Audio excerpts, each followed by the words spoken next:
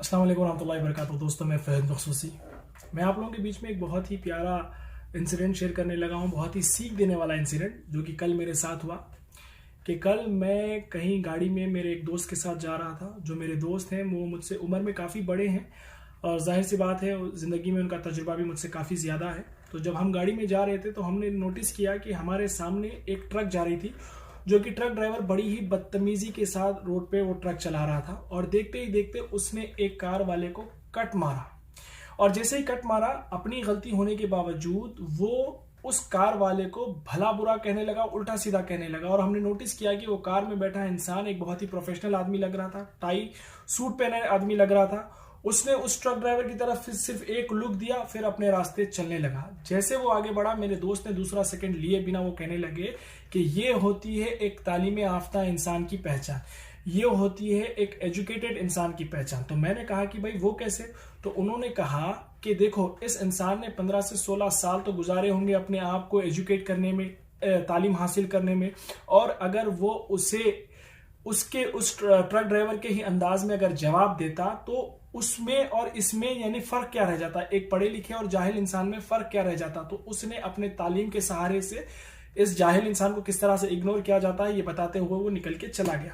तो मैंने कहा कि बात में लॉजिक जरूर है, लेकिन मैं मुतमईन नहीं था। मैं उनसे कहने लगा कि भाई, आपके घर की परवरिश, आपकी अपब्रिंगिंग, आपको किस तरह से आपके घर वाले ट्रेन करते हैं वो भी बहुत इंपॉर्टेंट है। तो वो कहने लगे कि फहद, हम ज्यादातर वक्त अपना स्कूल में गुजारते हैं, फिर कॉलेज में गुजारते हैं, फिर यूनिवर्सिटी में गुजारते हैं अपना इल्म हासिल करते हुए, फिर उसके बाद हम कॉर्पोरेट लेवल में चले जाते हैं। तो हम अपना ज्यादातर वक्त इन जगहों पे गुजारते हैं। तो मैं कहने लगा कि नहीं भाई, हमारी जो परवरिश, हमारे जो माँ बाप हमें ट्रेन करते हैं, हमें अपब्रिंगिंग हमारी जो होती है वो हमें जो है ना जिंदगी में आगे बढ़ने के लिए बहुत मायनेदार होती है। लोगों के सामने अपने आप को प्रेजेंट जब करते हैं वो हम अपने घर से सीख के आते हैं, किसी यूनिवर्सिटी या स्कूल से नहीं सीखते।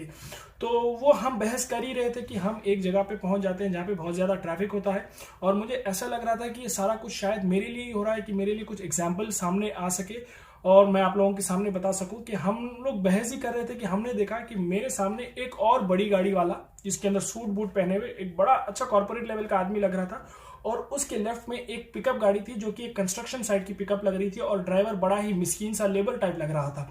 तो वो कॉर्पोरेट लेवल का आदमी बाहर निकालता है और वो उसे ओवरटेक करने की कोशिश कर रहा था, क्योंकि ट्रैफिक बहुत ज्यादा थी, और गलत तरीके से ओवरटेक करने की कोशिश में वो अपना शीशा उतारता है और उस ट्रक वाले को उल्टा सीधा कहता है, भला बुरा कहता है, गाली देता है।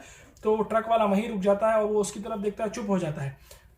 बड़ी गाड़ी वाला अपनी गाड़ी आगे लेता है, गाली देते हुए निकल के चला जाता है। तो मैं दूसरा सेकंड लिए बिना अपने दोस्त से कहता हूं कि देखिए, ये मैं कह रहा था कि अपब्रिंगिंग इसलिए जरूरी है। यकीनन वो बड़ी गाड़ी वाला इस आदमी से तो बहुत ज्यादा पढ़ा लिखा लग रहा था, लेकिन उसकी अपब्रिंगिंग सही नहीं होने की वजह से उसने एक ड्राइवर को गाली देने से भी परहेज नहीं किया, जबकि इस ड्राइवर की कोई गलती भी नहीं। और ड्राइवर की अपब्रिंगिंग यानी परवरिश बहुत अच्छी थी, इस वजह से ये चुप रहा और उसे जाने का मौका दे दिया।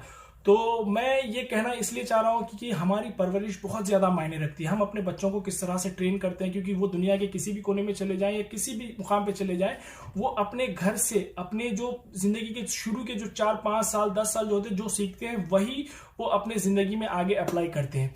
तो मैं ये आप लोगों को बातें इसलिए बता रहा हूं क्योंकि अक्सर लोग मुझसे कहते हैं कि यार फहद भाई, तुमको इंटरनेट के ऊपर लोग इतना भला बुरा कहते हैं, बावजूद इसके तुम जो है ना अपनी बातें रखने से पीछे नहीं हटते, क्यों? तो मैं उन लोगों को ये कहना चाहता हूं कि देखिए, इस तरह के जाहिल लोगों के डर से हम अपने रास्ते पे निकलना तो नहीं छोड़ते, क्योंकि हमें ऑफिस जाना होता है, स्कूल जाना होता है, कहीं बाहर जाना होता है। तो ये रोड पे निकलने वाले जाहिलों की वजह से हम रास्ते पे तो जाना नहीं छोड़ते। तो ठीक उसी तरह से जो मेरे पोस्टों पे आके जो मुरीद, गुलाम, भक्त, जो भी जाहिल हैं, इनके गालियों के डर से मैं हक का रास्ता तो नहीं छोड़ सकता, मैं सच बोलना तो नहीं छोड़ सकता। इस वजह से मैं अपना काम कर रहा हूं, और वो आके अपने घर की परवरिश जो कि उनके माँ बाप ने उनको जो सिखाया है वो कमेंट के जरिए से लोगों को बताने की कोशिश करते हैं। तो जाहिलों का कोई मुकाबला नहीं कर सकता। खामोशी इख्तियार करने में ज्यादा ही बेहतर, यानी मामले को शांत करना है तो फिर आगे बढ़ने में ही, यानी खामोश रह के आगे बढ़ने में ही ज्यादा बेहतर मैं समझता हूं कि बेहतरी होती है। तो आई होप मैं क्या समझाना चाह रहा था वो आप लोगों को समझ में आया है कि आपकी एजुकेशन ही सब कुछ नहीं होता, आपकी अपब्रिंगिंग मैं समझता हूं कहीं ना कहीं सब कुछ हो सकती है, बहुत कुछ हो सकती है।